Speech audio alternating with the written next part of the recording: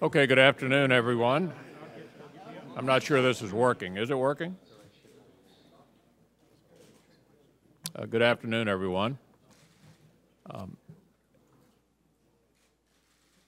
I think we all know, other than joblessness, the single biggest issue in the country these days is spending and debt.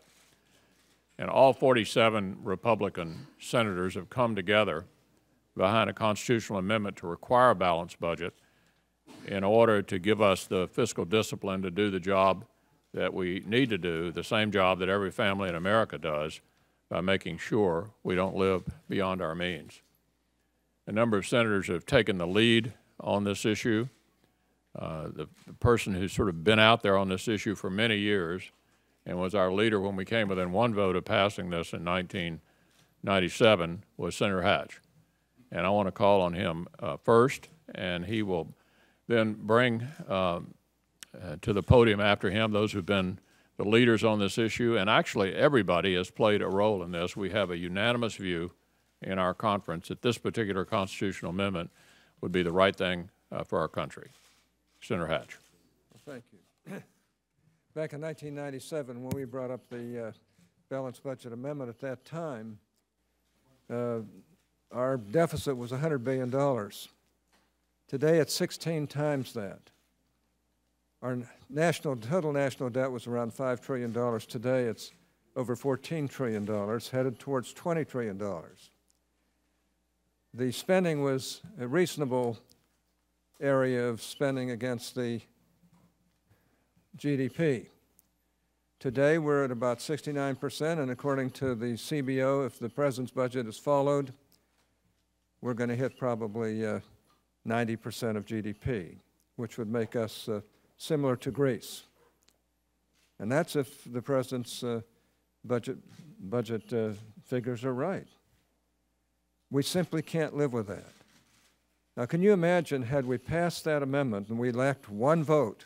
I thought we had 67 at that time, and one person did leave that very morning. And we lost by one vote, but had we passed that, we wouldn't be in the terrible fiscal distress that we're in today. And we would have had to make very tough choices, just like every family has to make in balancing their budgets and living within their means. And I think most of us would agree that this government is incapable of living within its means. And we have to go to this extent in order to get things done. So we're filing this balanced budget amendment. All 47 Republicans are on board. We will then work with our colleagues on the other side and see what we can do to get them on board. And hopefully we can pass this balanced budget amendment and get our country into a fiscal situation that really works. I have a lot more I could say, but I'm going to stop at that, and I'm going to call on Senator Lee. And then after Senator Lee, Senator Cornyn, is John here? Senator Cornyn, and then Senator Toomey, and then I'll call on others after that. Senator Lee. At the end of the day, this is an issue that is neither Democratic nor Republican, neither liberal nor conservative.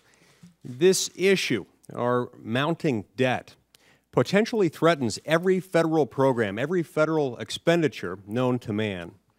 By the end of this decade, if we continue to spend at our current rate, it's likely that we'll be spending about $1 trillion a year just on interest on national debt. And to put that in perspective, of course, this is substantially more than we spend on Social Security in an entire year. It's more than we spend on Medicare and Medicaid combined in an entire year. It's substantially more than we spend on national defense in an entire year. So regardless of whether you're most concerned about protecting our ability to defend ourselves against foreign aggressors, or on the other hand, you're most concerned about protecting entitlement spending, you should be concerned about perpetual, reckless, runaway deficit spending. And that's what this amendment would put an end to once and for all, thereby protecting all of those programs. Again, programs that are important both to liberals and conservatives alike. This is a time when we have to address the difficult question that arises from the fact that perpetual deficit spending brings about a particularly pernicious form of taxation without representation. One group of elected legislators spends money, and then people who are not yet born or not yet of voting age someday have to pay off the debt left by that group of legislators. We fought a war over taxation without representation, and we won that war. We need to abandon this pernicious practice once and for all, and that's what this does.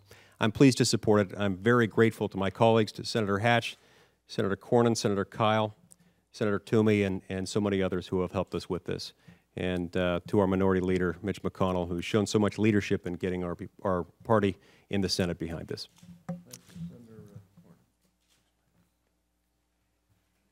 On November the 2nd of last year, the American people sent a very clear message to all of us, again, as Mike said, whether we're Republicans, Democrats, or independents, that they're sick and tired of the reckless spending and the unsustainable debt. And they wanted us to act together, hopefully on a bipartisan basis. It's the only way it's going to get done, to address that problem. And we can do it. And this constitutional amendment is one way to do that. In 1997, as Senator Hatch said, when there came within one vote of passing a balanced budget amendment, there were 11 Democrats that joined Republicans then. And I hope now that we have gotten an amendment that 47 of us agree to, we will be reaching out to our Democratic colleagues to see if they got the message that we got loud and clear on November the 2nd. We are accountable. We are responsible to the American people for what we do. We usually have those determinations whether we've been good stewards and whether we have done what they expect of us. We find out in an election. So I think this is a great opportunity for us to work together. I hope both sides of the aisle will come together, pass this amendment, and then it will go to the states where 38 states would have to ratify it. And then within 5 years, this balanced budget amendment would be implemented. Senator Toomey. Thank you. I'd like to start by saying a quick thank you to Senators Hatch and Cornyn on the one hand, and Senators Lee and Kyle. These two groups, these two pairings of senators had produced very thoughtful alternative ideas on how we might reach a balanced budget amendment. And through a lot of hard work, we all came to an agreement on a consensus product that I think is a great product, and importantly, has the universal support of the Republican conference. And to that end, I want to thank Leader McConnell for having the wisdom to seize the opportunity to unite this conference behind this very, very important idea. It's important for many reasons. I want to touch on just one, and that is I am absolutely convinced, as I think many economists are, that we cannot have the economic recovery we need, and we cannot have the job growth that we badly need as long as we have this disastrous fiscal deficit looming over our economy. Getting our fiscal house in order, getting a balanced budget is an absolutely necessary precondition for the strong economic growth and job creation that, frankly, we were sent here to accomplish. So I share the hope that some of my colleagues have alluded to, the hope that there will be a large number of Democratic colleagues who will join with us, join with every single Republican, and pass an amendment to the Constitution that we badly need that will provide the fiscal straitjacket that we need to get our fiscal house in order. Senator Toomey. Thanks, Orrin. Well, I was a freshman congressman back in 1997 when the Senate had this vote the last time, and it failed by one vote, Senator Hatch mentioned. And had it passed, it would have passed in the House of Representatives, and I can't help but thinking how much better our country would be today, 14 years later, if we had enacted a balanced budget amendment back then.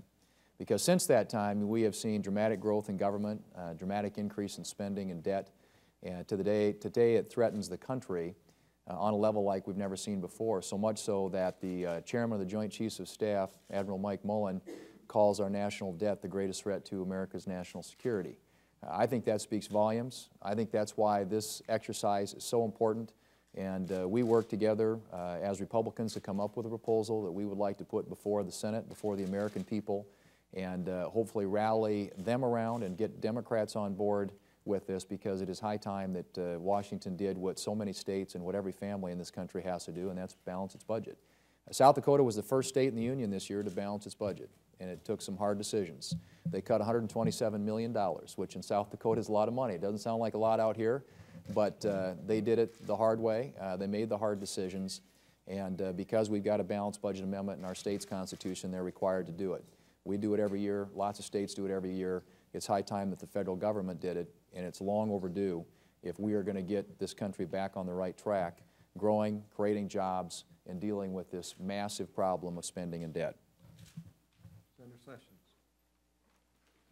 the budget leader. Thank you, Orrin, and thank you, all of you who worked so hard to make this a reality. Having examined the amendment, I do think it's solid and will do the job that we hope it to do. And I congratulate those of you who've worked so hard to have a unanimous support for it.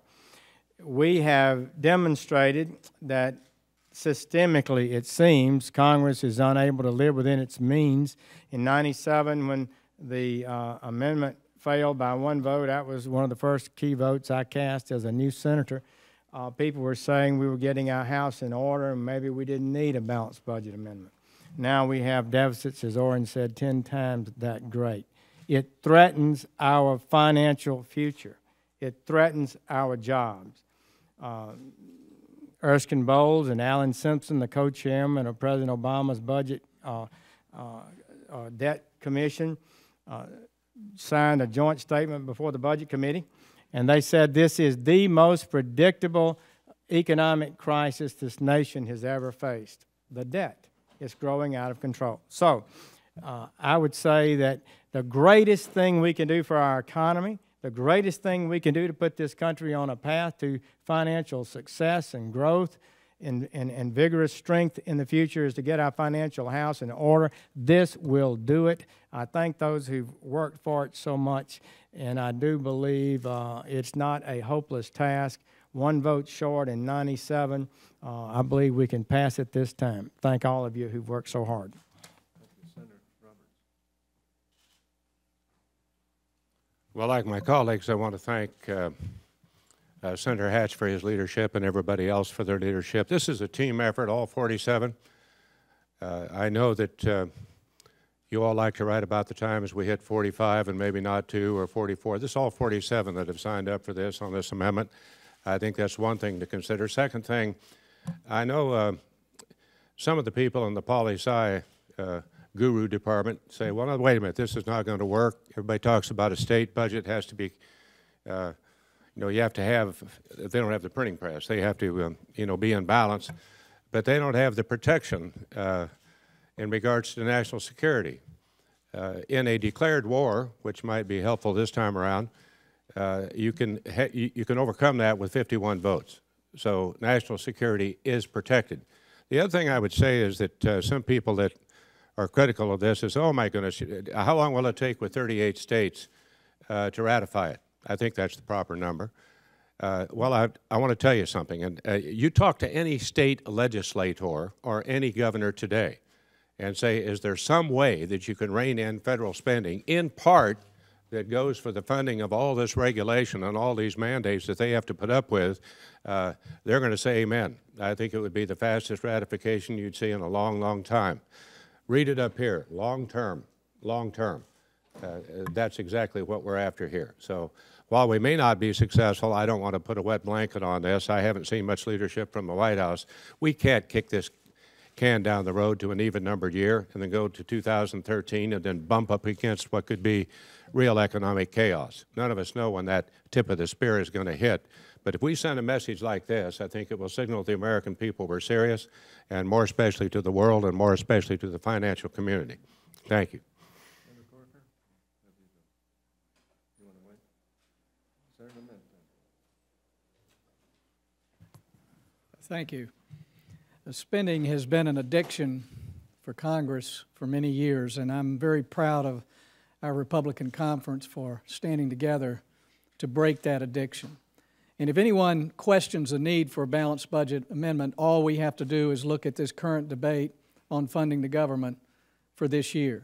At a time when the whole world recognizes that America is on an economic cliff, the Democrat Party has yet to even agree to cut this year what we borrow every week.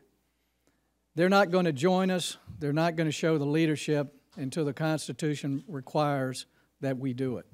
That's why this balanced budget is so important, and that's why we need to have a vote on this balanced budget amendment before there is any debate or vote on the debt ceiling.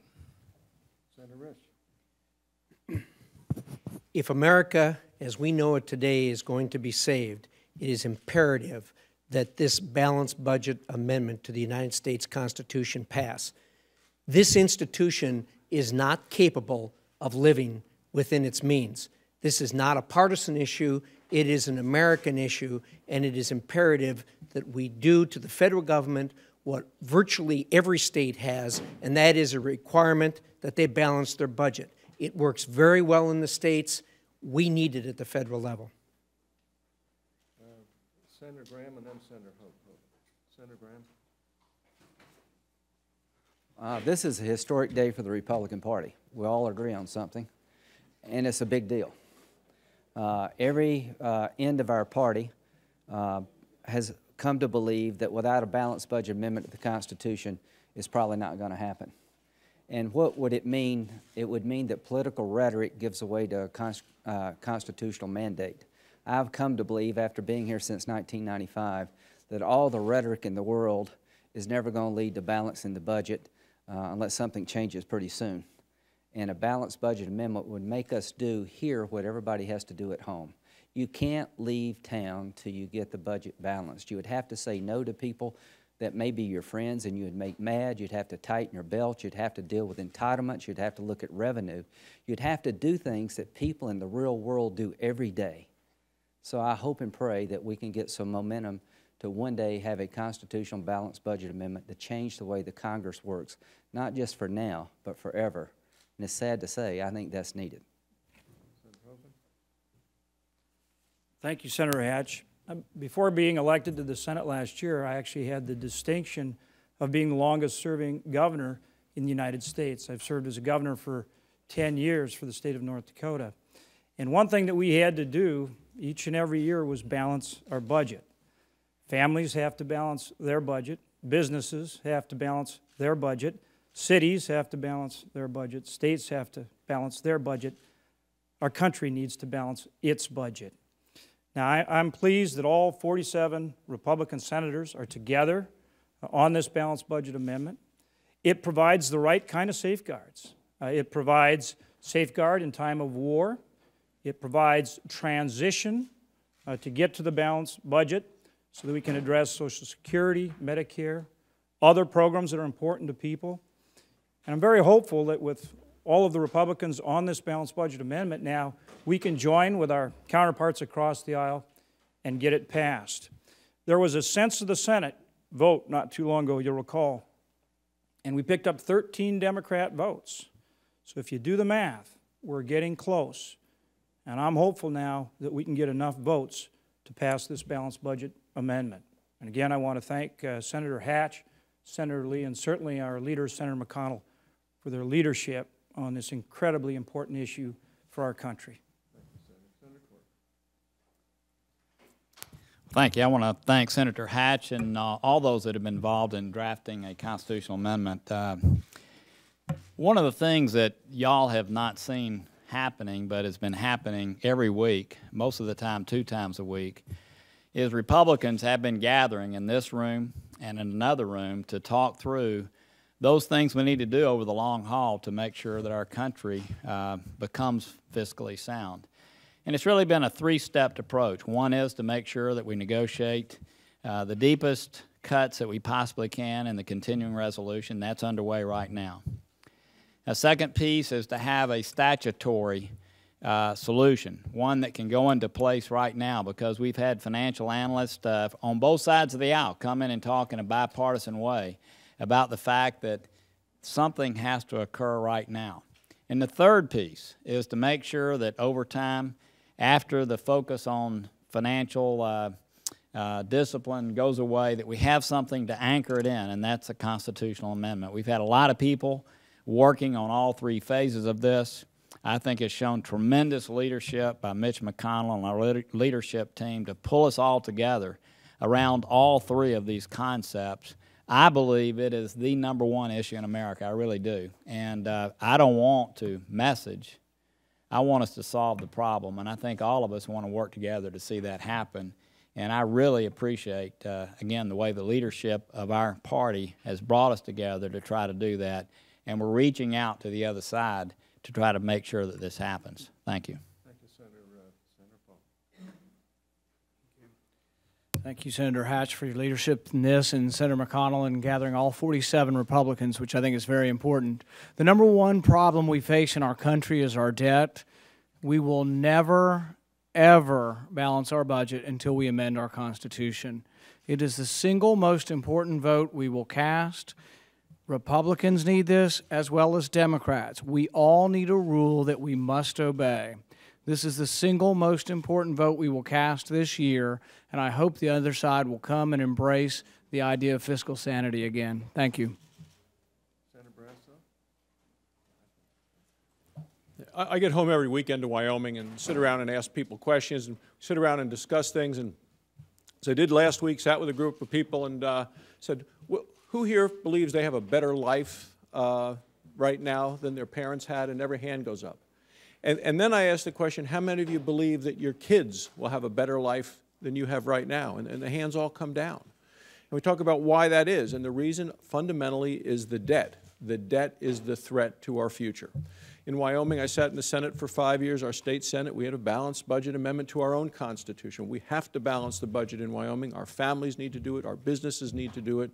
And if we're going to have the secure future of this country, the one that we know, that we need, there's only one way to do it, and that's by making sure, by constitutional amendment, that we balance the budget every year in this country. And that's why I'm so glad that 47 of us have come together and unanimously signed on to this approach for a balanced budget amendment to the Constitution. Thank you.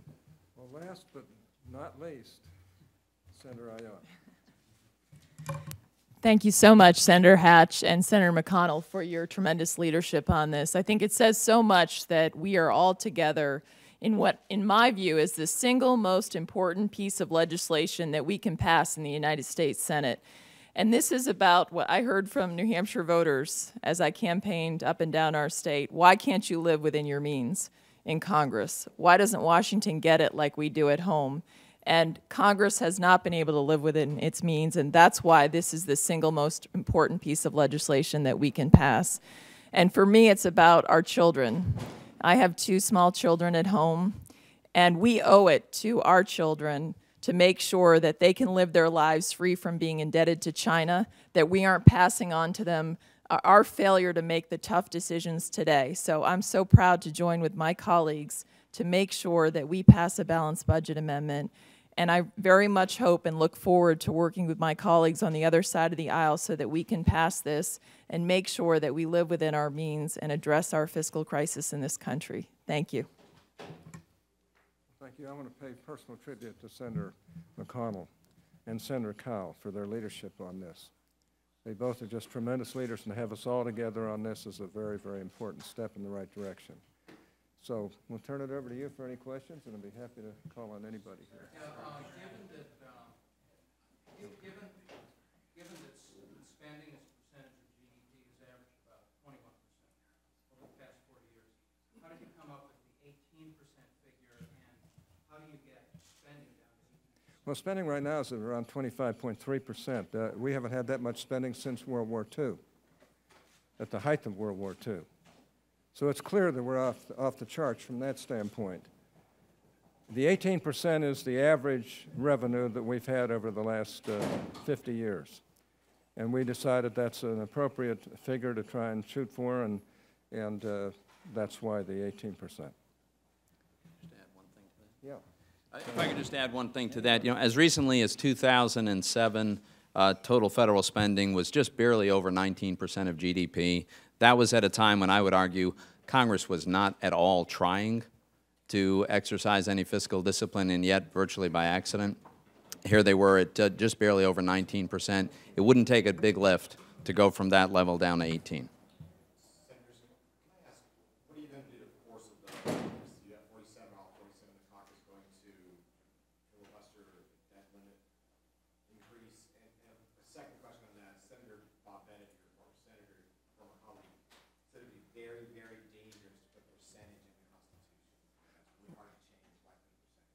Well, number one, we will have a vote on this. The question, we'll have to let leadership determine that, at least it seems to me. If we're smart, we'll do that. Number two, with regard to Senator Bennett, he voted for the balanced budget in 1997, and I suspect that I suspect he would vote for this one if he was here. Well, I heard it, but I think he'd vote for it. He hasn't talked to me. We chatted together very carefully the last time, and if he wouldn't vote for it, he has a different constituency now, I suppose. Yeah, go ahead. Let me just add just one more other point of context. Under Article 5 of the Constitution, there are two ways to amend the Constitution. One is by a joint resolution of Congress. The second is by a constitutional convention. At an earlier time in our history, we were actually within 2 states in triggering a constitutional convention responsibility by Congress. So I will tell you that this has such power out across the country. People simply don't understand the profligate ways of the Congress and why we can't do what states and families and businesses do.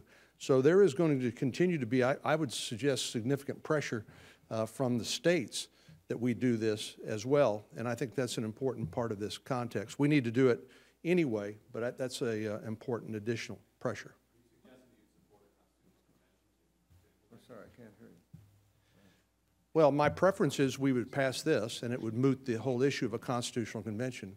I'm just saying that that is in Article 5 of the Constitution, that that would be an alternative if we don't do our job. I hope we do our job, and that would moot the point.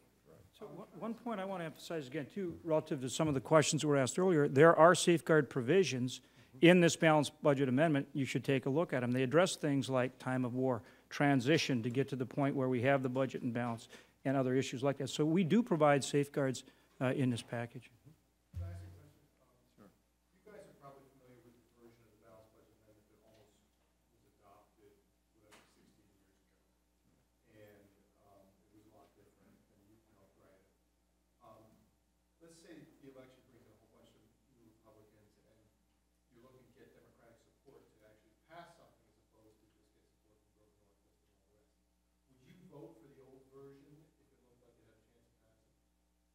Well, let's put it to you this way. This is a version that all 47 Republicans have agreed on. We had, I think, most everybody last time.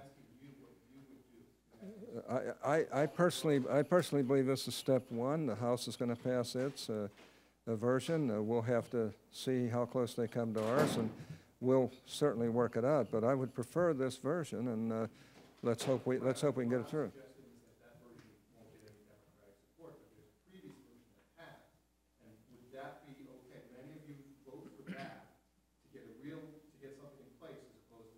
Well, right now, we're dedicated to this balanced budget amendment, and I do believe we'll have Democrat support on this. Now, time will tell.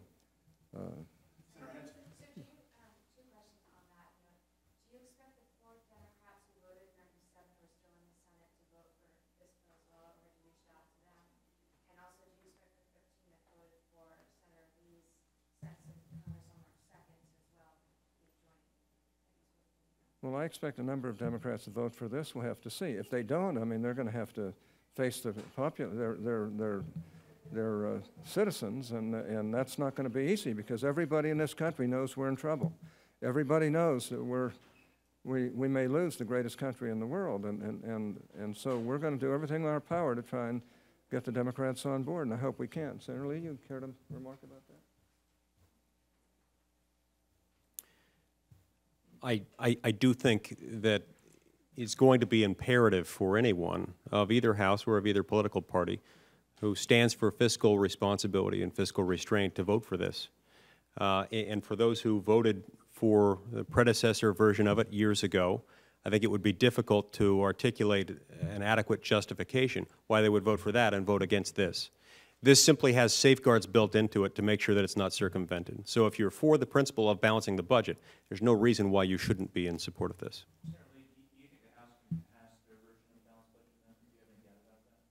Well, look, anytime you're talking about passing an act of Congress, there's a reason why people describe something that they want to characterize as a Herculean effort as like getting an act of Congress.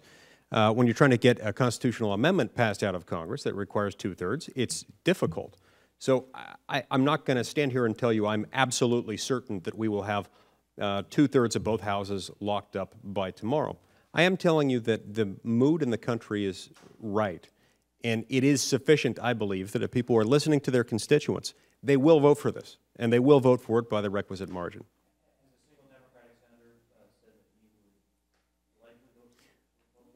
Well, we've had 11 or 12, maybe 13, who have indicated that they would vote for a balanced budget amendment. As for this proposal, we've been working on getting Republicans on board, establishing Republican unanimity. We now take that effort out to the Democrats. 18%, is that the only thing you'd ever vote for a balanced budget amendment? Sorry? Can you, as the previous question I asked, is there any other kind of balanced budget amendment that you would support in the future? Oh, I see. Well, look, it is not my inclination, I doubt it's the inclination of any of my colleagues, to signal exactly what would or wouldn't be on the table in terms of negotiation if this one were not to pass. Right now, we're focused on getting this one passed. We believe it should pass. We believe anyone who believes in a balanced budget amendment idea should get behind this. And if they have some rational, persuasive explanation as to why they shouldn't, then we'll talk. As of right now, I don't see any reason to make changes.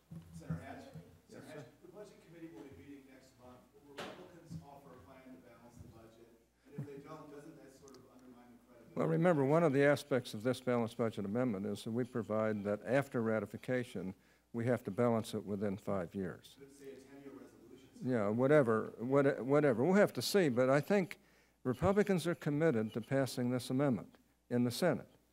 And I believe we have Republicans and Democrats that are committed in the House to pass their amendment, which will mirror this to a degree. Well, I think over time, all of us have to be, because we can't live the way we're doing right now. No question about it. Yeah, thanks so much. Great to be with all of you. Good work getting